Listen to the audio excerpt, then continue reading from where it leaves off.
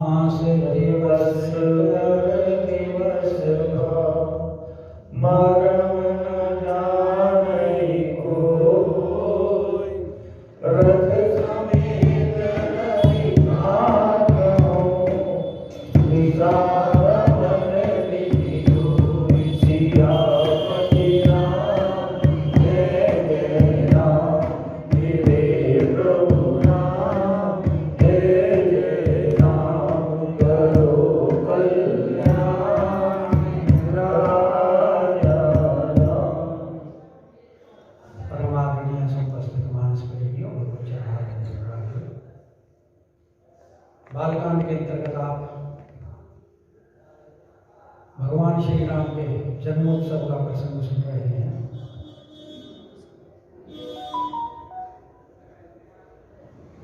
और इस जन्मोत्सव में जो आनंद बढ़ रहा है ये ध्यान है। उस आनंद को देखने में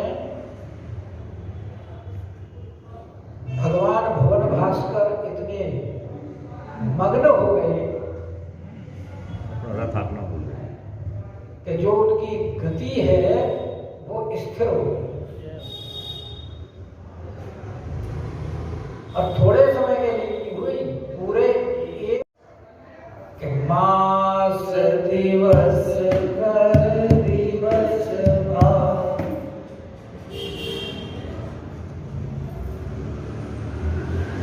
तो पूरा दिन जो है एक महीने के बराबर हो गया, अर्थात 30 दिन।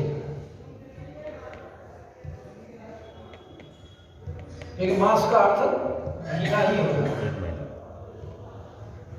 और भी प्रसंग आया है कई बार, किष्किंधा कांड में सुग्रीव के प्रसंग में आया है कि बाली ने तो कहा था कि 15 दिन तक वहां मेरा इंतजार करना,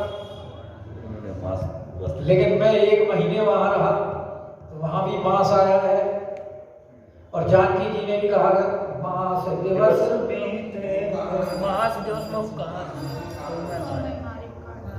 तो मैं मारूंगा। बमास दिवस बीते वही मारी ही निश्चर पूछ। तो रावण ने कहा ये जानकी जी कह रही है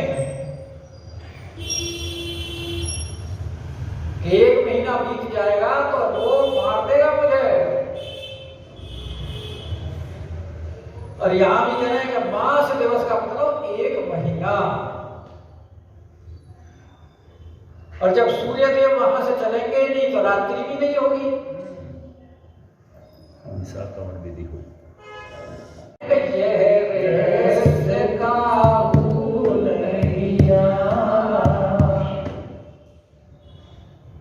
एक महीना वहां रुके रहे और किसी को पता नहीं लगा कि एक महीने का समय व्यतीत हो गया है।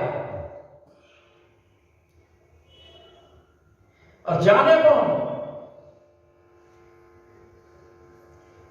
कि जाने तो तब जब मन उनका अपने पास हो। और मन तो कहां दे रखा है उन्होंने? जन्मोत्सव में। अब भाई एक ही मन है, उसको कहीं भी दे लो, जैसे गोपी कहती है उद्धव जी से कि उद्धव जी आप कहते हो कि योग करो योग करो, योग किससे करें? हमारे पास में एक ही मन था और वो हम अपने प्यारे श्याम सुंदर को दे बैठी है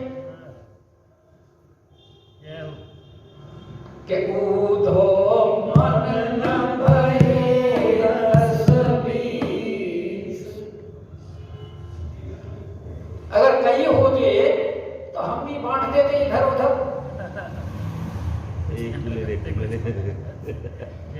तो हमारे पास तो एक ही हम कि एक हो तो सो गयो श्याम संग, आधे ईस उद्धव मन न भये दस बीस।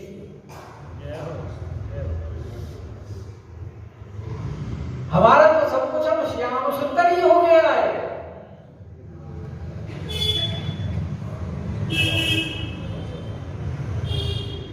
कि श्याम गति श्यामवती, श्याम से है प्राणपति, श्याम सुखदाई सो भलाई शोभा धाम है। श्याम ही ये श्याम दिए, श्याम बिनु नाहि दिए। श्याम सुखदाई सो भलाई शोभा धाम है।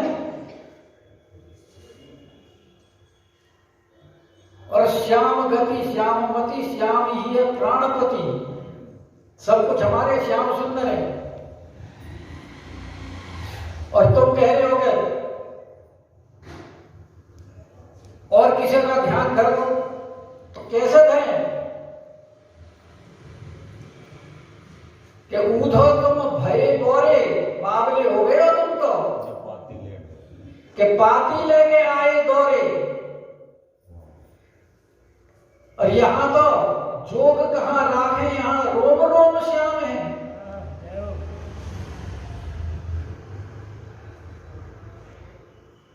तो जब ऐसी स्थिति हो जाती है, सारा खेल मन का है। और मन जहां लग गया वहां लग गया।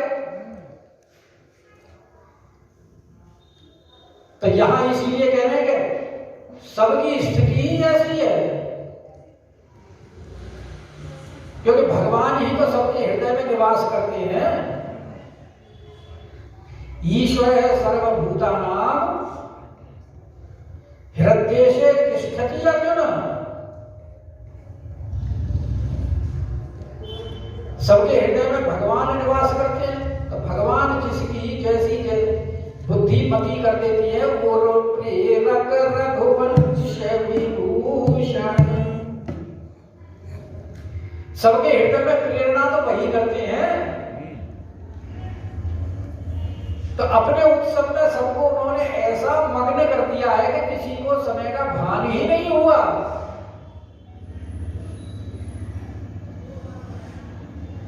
और इसीलिए किसी को पता भी नहीं लगा इतना समय बीत गया। क्या ये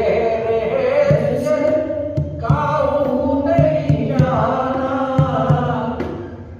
और उसके बाद में सूर्य देव फिर वहां से देखे मन चले और भगवान श्री रामचंद्र जी के गुणों का गान करते हुए वहां से अब प्रस्थान कर। और अयोध्या में जो महोत्सव हो रहा है, उस महोत्सव में कौन कौन लोग उपस्थित हैं? जन्म होता है तो उस जन्म को देखने के लिए सब लोग मनुष्य रूप धारण करके, चाहे वो देवता हो, चाहे मुनि हो, चाहे नाग हो, चाहे किन्नर हो, चाहे गंधर्व हो, कोई हो, सही आते हैं। जो ऊपर लिखा है ना कि मागध सूत पंक्ति गण गायक, पावन गुण गावही रघुनायक। तो ये मागध सूत, ये बंदीगण है कौन? ये जो मनुष्यों से जो ऊपर की जाति है, गंधर्व की, देवताओं की, तो यही गंधर्व ये मागध बनकर आ जाते हैं। देवता बंदीगण बनकर के गुणगान करते हैं और उस उत्सव का आनंद लेते हुए घूमते हैं कि देखी महोत्सव। क्योंकि भगवान के जन्म का उत्सव नहीं है, महोत्सव है। और महोत्सव को देखने का सौभाग्य सबको प्राप्त नहीं होता। जिनको सौभाग्य प्राप्त होता है वही पहुंच पाते हैं।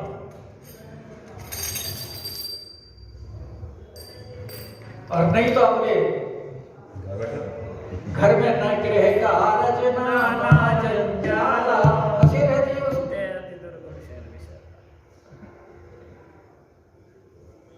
तो यहां तो कौन कौन आए हुए? देखी महोत्सव। तो उस उत्सव को देखने के लिए देवता लोग भी आए हुए हैं, मुनि भी आए हैं। यानी देवलोक से देवता, गंधर्व, यक्ष, किन्नर इत्यादि जितनी भी मानवेतर जातियां हैं, ऊपर की जातियां हैं, और जो पाताल लोग के हैं, नाग इत्यादि, वो भी आए हुए हैं और महोत्सव का आनंद लेकर के कि चले भवन बरनते और अपने अपने भाग्य की प्रशंसा करते हुए, वर्णन करते हुए कि देखो हमारा कितना सौभाग्य है जो हम इस उत्सव को देख पाए। क्योंकि जैसे कल मैंने बताया था कि भगवान का जन्म तो ब्रह्मा के एक दिन में यानी कल्प में सिर्फ एक बार ही होता है और वो भी वैवस्वत मनवंतर में। तो देवता लोग कह रहे हैं कि हम इस वैवस्वत मनवंतर में हैं, इसलिए हम भगवान के इस उत्सव को देख पाए, तो हमारे बड़े धन्य भाग्य हैं। और वो उस उत्सव का आनंद लेते हुए और अपने, क्योंकि उत्सव में तो ऐसे ही होता है, कुछ लोग आते हैं कुछ जाते हैं, फिर वो घर चले गए अपने। तो अब ये कथा किसको कौन सुना रहा है? क्योंकि पार्वती, तो भगवान कह रहे हैं, शंकर भगवान पार्वती से कहे और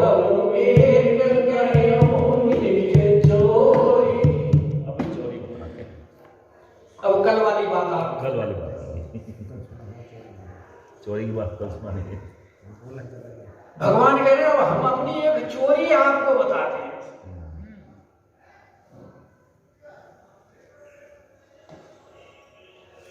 तो यो क्या अपनी चोरी क्यों बता रहे हो? क्योंकि अभी तक तो सूर्य की चोरी बताई थी कि उन्होंने समय की चोरी कर ली, एक महीने को एक दिन कर लिया। अच्छा, अब दूसरी बात भगवान शंकर चोरी कब बता रहे हैं? जब दिनमणि चल दिए गुणगान करते हैं। अच्छा, और दिनमणि चल दिए इसका मतलब अब रात्रि हो गई। जब सूर्य चले जाते हैं तभी तो रात्रि आती है। और चोर चोरी कब करते हैं? रात्रि में। इसलिए चोरी की बात रात को तो इसीलिए अब चोरी की बात भगवान शंकर रात्रि में बता रहे हैं।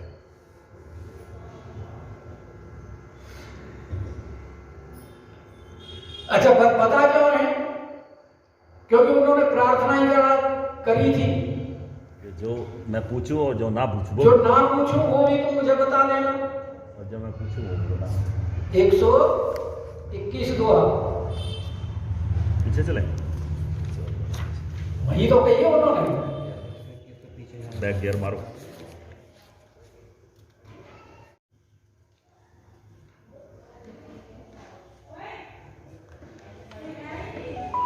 एक 120 में प्रथम जो मैं पूछा सोई गए, इससे पहले जो प्रश्न किए ना, और जो वो परम प्रसन्न प्रभु, तो बताओ कि राम ब्रह्म चिन्मय अविनाशी और सर्वरहित सर्वपुर पूर्ववासी, कि नाथ खरे हो नर तन के ही हुए तू, और वही समझाए के वृष के तू, उमा वचन सुनी परम प्रीता, राम कथा यही कहीं है, ध्यान में नहीं आए। वही पूछा उन्होंने कि जो मैंने पूछा नहीं हो वो भी आप मुझे बता देंगे। तो यहाँ इसीलिए उनको कह रहे हैं कि और एक कहूं निज चोरी, और सुनो गिरे जाति दृढ़मति तोरी, क्योंकि अब तुम्हारी बुद्धि दृढ़ हो चुकी है। दृढ़ कैसे हो गई है? कि पहले तुमने राम के संबंध में संशय किया था, तो उस समय कितने कष्ट उठाए, लेकिन फिर भी राम के बारे में तुम्हारा जो विचार था उसको आप रहस्य को पूछकर ही मानी इस जन्म में। और इस जन्म में अब आप कौन हुई है? शैलसुता। और शैलसुता का अर्थ होता है, तो जैसे शैल दृढ़ निश्चय है, ऐसे ही उनकी सुता होकर के आपकी भी दृढ़ निश्चय हो गया है। इसलिए तुम्हारी अब मति दृढ़ हो गई है, इसलिए अधिकारी को कहने में कोई बुराई दोष नहीं है। तो इसलिए कह रहे कि सुनो गिर जाती दृढ़ मति तोरी। तो पार्वती जी बोली तो हमें उस समय क्यों नहीं ले गए? क्योंकि उस समय तो हम इसलिए नहीं ले गए कि हम आपको ले जाते तो आप तो वहां औरतों के साथ महल में घुस जाती, हमें छोड़ छाड़ गए। और जब वहां घुसती तो वहां प्रेम में अपने आप को प्रकट कर बैठती, और प्रकट करने से फिर क्या हो गया? मुझे गुप्त रूप अवतरे प्रभु। इसीलिए तो हमने वहां प्रणाम ही किया था, दूर से, पास नहीं गए थे। क्यों? कि गए जानी सबको। अगर हम गए तो वहां सब जान जाएंगे, और तुमको इसलिए ले गए तो वहां फिर अपना प्रकट करते थे, तो भगवान के अवतार का जो है वो रहस्य पता लग जाता सबको। और फिर तो यूं है, जब बाद में क्यों नहीं बताया? क्योंकि इसलिए नहीं बताया कि तुम फिर हमसे नाराज हो जाते, मेरे को ले नहीं गए। हमें क्यों नहीं ले गए? लेकिन अब क्योंकि अब आपने हमसे ये रहस्य पूछा है तो हम बता रहे हैं कि सोनों के रे जाए तो यूं अच्छा गए थे तो क्या अकेले गए थे? नहीं, अकेले नहीं गए। कि हमारे साथ में कागभूषण जी भी थे, क्योंकि साथी भी अगर समान रुचि वाला हो और रहस्य को जानने वाला हो, परमज्ञ हो, एक जैसी रुचि की हो, तो फिर उसमें आनंद अलग ही होता है। छुपाने वाला भी तो प्रकट करने वाला था। अब भगवान शंकर के भी बाल रूपी हैं।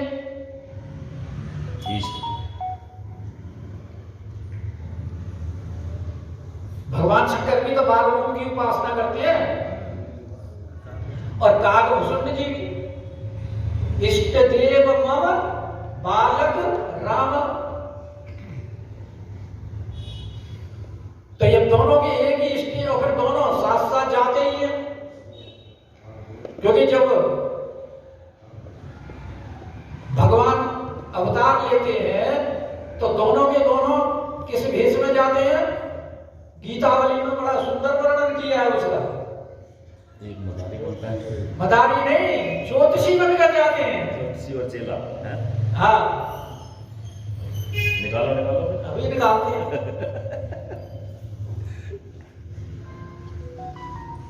ज्योतिषी और चेला, चलो।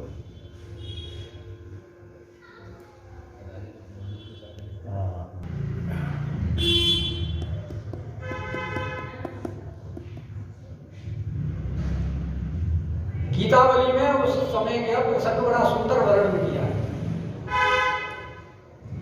गोस्वामी जी लिखते हैं कि अवधे आज,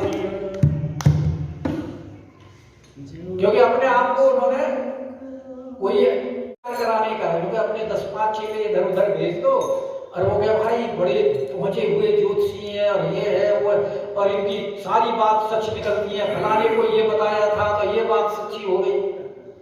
और वहां कागभूषण जी चेला बना करके ले गए, उसने खूब प्रचार कर दिया महल के पास जाकर के। तो उन्होंने जाकर के महल में अंदर बात की, क्या बोली जाकर के दासियां कि अवधे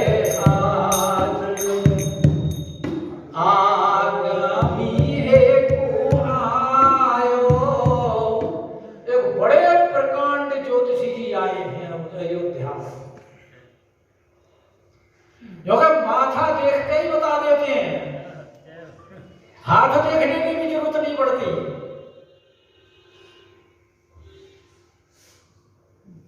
कि करतल ने राखी, जैसे ही हाथ देखा कहते सब गुण गने करतल निरखी कहते सब गुण गने और बहुतन परिचो पायो। जो कि बहुत लोगों को ने इसका प्रमाण प्राप्त कर लिया है।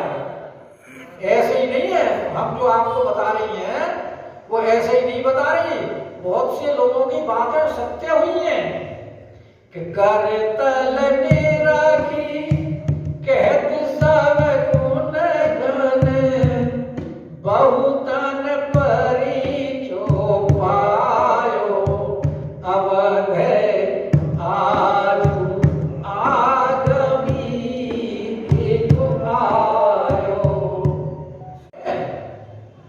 एक तो है वो बूढ़ा, वो है ज्योतिषी के बूढ़ो बड़ो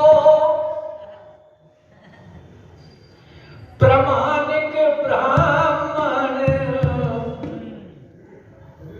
अच्छा नाम भी तो होगा उसका कुछ, हाँ नाम भी हो के बूढ़ो बड़ो प्रामाणिक ब्राह्मण शंकर नाम सुहायो। और उनके साथ में बालक भी है, चेला के बूढ़ो बड़ो प्रामाणिक ब्राह्मण शंकर नाम सुहायो। और संग शिशु शिष्य, एक शिशु भी है शिष्य।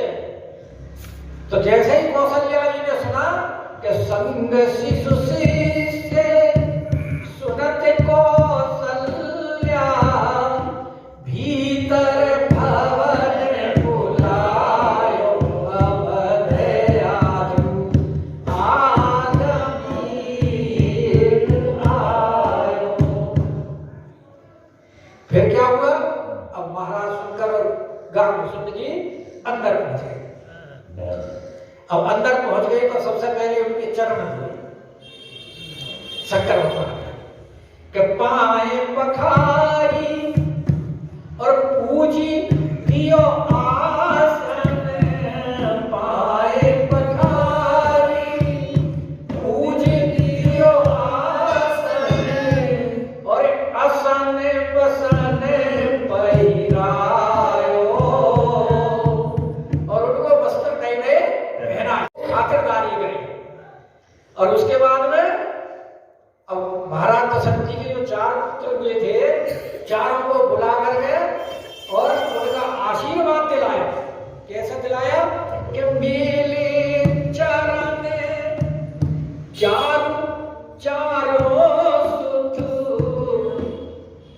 तो चारों सुंदर बालक थे वो भगवान शंकर के चरणों में डाल दिए कि मेले चरण चारों सुत और माथे हाथ दिवायो अवध आजु आगमी आयो। अब भगवान शंकर भी तो यही तो चाहते थे, वो आए ही किस लिए थे? उनकी तो अभिलाषा यही थी कि प्रभु के दर्शन करें, कैसे ही मिले। क्योंकि उस समय जब जन्मोत्सव होता है तो उस समय तो दर्शन कर नहीं पाते। तो नख सिख बाल बिलोगी विप्रतनु। नख सिख बाल तो नख से लेकर और शिखा चोटी तक पूरा अच्छी तरह एक एक अंग का उन्होंने दर्शन किया। और ब्राह्मण का तो देश बनाया ही हुआ था, तो ब्राह्मण के देश में भगवान शंकर ने अपना स्वरूप नहीं छोड़ा। ऐसा नहीं कि विस्मृति हो गई हो, नहीं तो फिर भेद खुल जाता। तो ब्राह्मण शरीर में ही रहे कि नख सिख बाल बिलोकी विप्रतनु और पुलक नयन जल छायो। शरीर पुलकायमान हो गया, नेत्रों में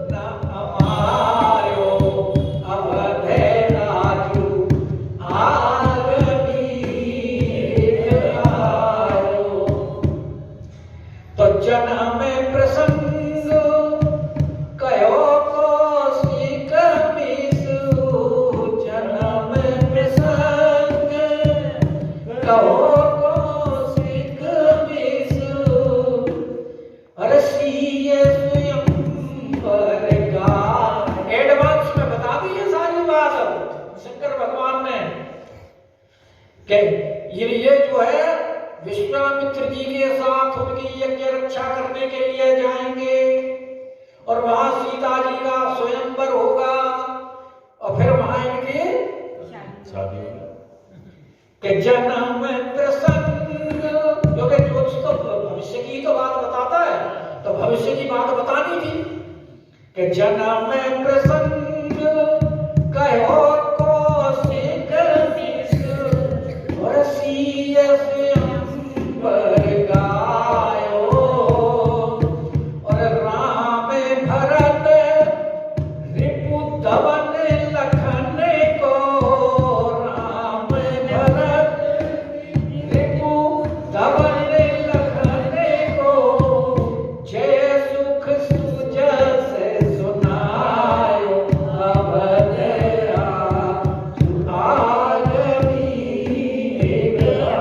आयो। तो तुलसीदास रनिवास रहस बस, अब उनको बोला महाराज आप यहीं रहो। आपने कितनी सुंदर सुंदर बात बताई, विवाह तक की बात बता दी, पूरे यश का वर्णन। तुलसीदास रनिवास रहस बस, भयो सबको मन भायो, और सन्मानो मही देव असीमत, सन्मानो मही देव असीसत, हर सानंद सदन सिधायो, अवध आदमी एक आयो। तो ऐसे ये दोनों के दोनों गुरु चेले हमेशा से ही आते हैं महाआनंद के दर्शन करने के लिए, तो यहाँ भी आए हुए हैं। इसलिए वो उस अपनी जो चोरी है वो बता रहे हैं कि और एक निज चोरी सुनो गिरजाति दृढ़मति चोरी, के काज भूषण के सामने आयो, और मनुष्य रूप जाने, मनुष्य रूप में हम वहां जाकर के इस आनंद का लाभ ले, आनंद का आनंद ले रहे कि परमानंद प्रेम सुख, और क्योंकि हम वहां जब पहुंचे तो इतना आनंद हुआ कि हम ब्रह्मानंद को भूल गए। कहा समाधि उपाधि सब भूल गए, नहीं तो भगवान शंकर तो 88,000 वर्ष की समाधि लगा के बैठ जाते हैं। लेकिन अयोध्या में जब वो राम जन्मोत्सव होता है तो उस आनंद में वो इतने आनंदित हो जाते हैं कि परमानंद प्रेम सुख भूले। अच्छा, राजमहल में नहीं जाते, आनंद कहाँ लेते कि पीठिन फिराई मगन रहते, क्योंकि जो उत्सव का आनंद महल में है वही प्रत्येक गली में हो रहा है, वही प्रत्येक बाजार में है, वही प्रत्येक मार्ग में है। वैसा ही आनंद जैसा रनिवास के अंदर आनंद है।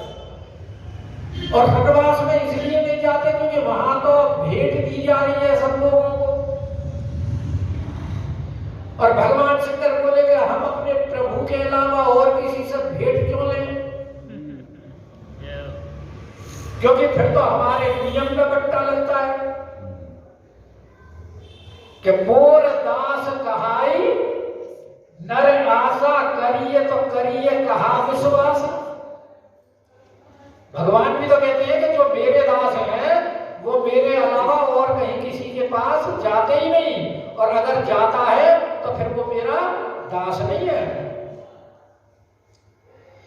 इसीलिए मांगो सिर्फ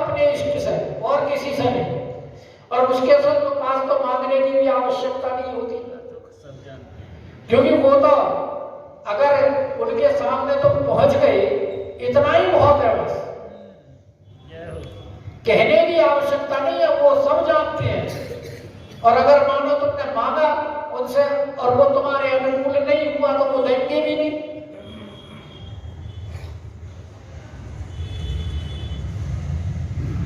और सबसे बड़ी बात है कि अपने स्वामी के साथ मांग करके उनको पशुपेश में नहीं डालना चाहिए,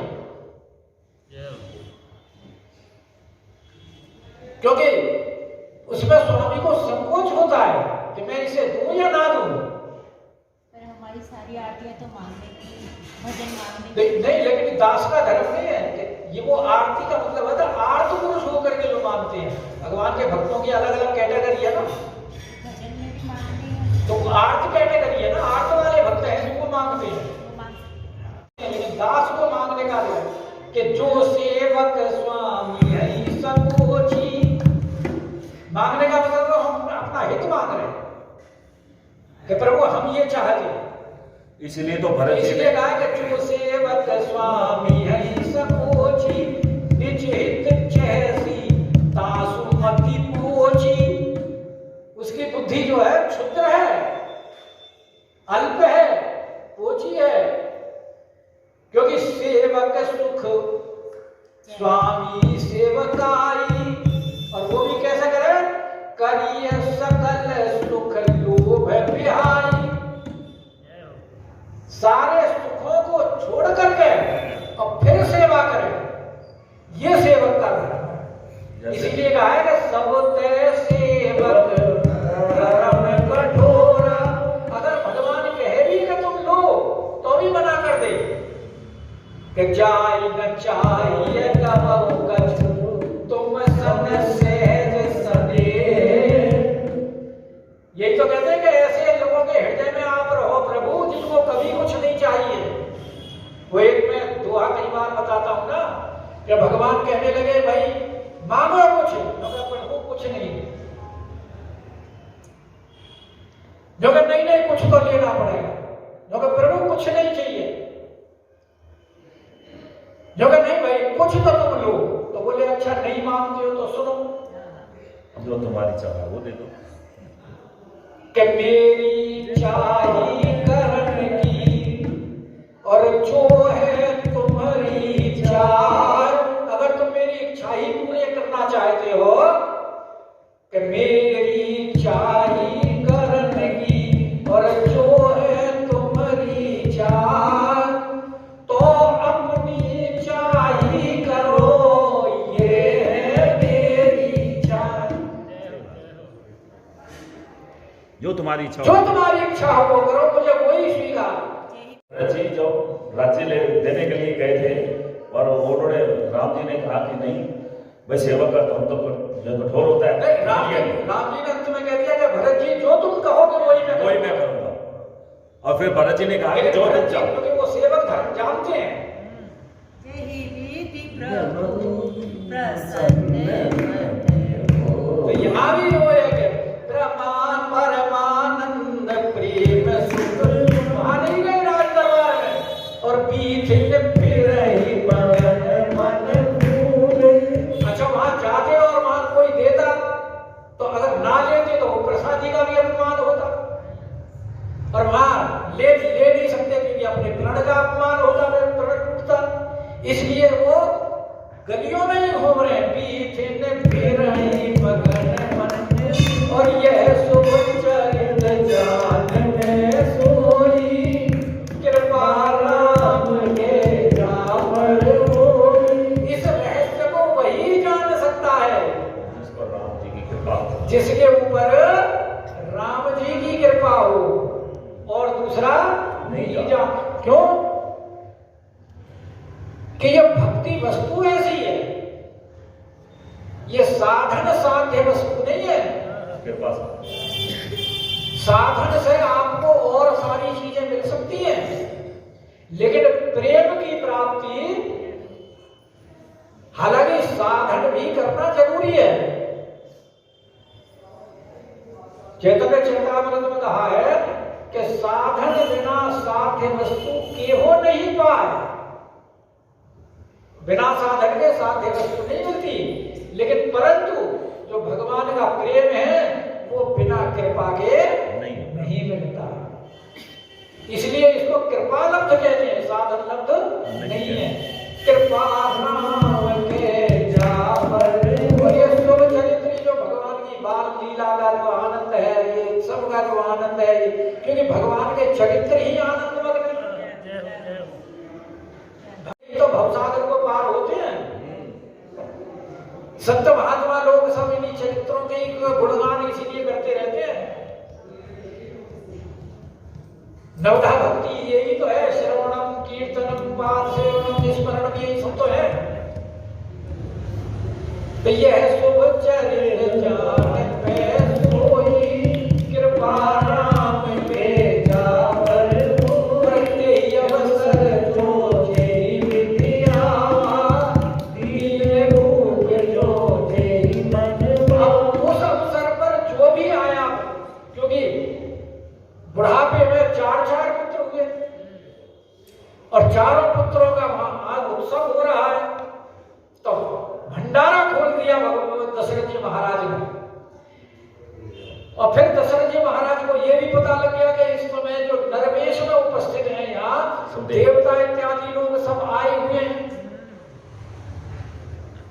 इसलिए दीन भूप जो कह दिया, जिसको जो चाहिए ले दो, ले जाओ। तो क्या क्या दिया कि गज तो लगे मैं गोभी, हाथी दिए, रथ दिए, घोड़े दिए और हीरे दिए। अच्छा, गज रथ तुरग, गज और तुरग के बीच में रथ है, तो ऐसे रथ दिए जो जिनमें हाथी जोत दिए, और घोड़े तो रथों में जुतते ही जुतते।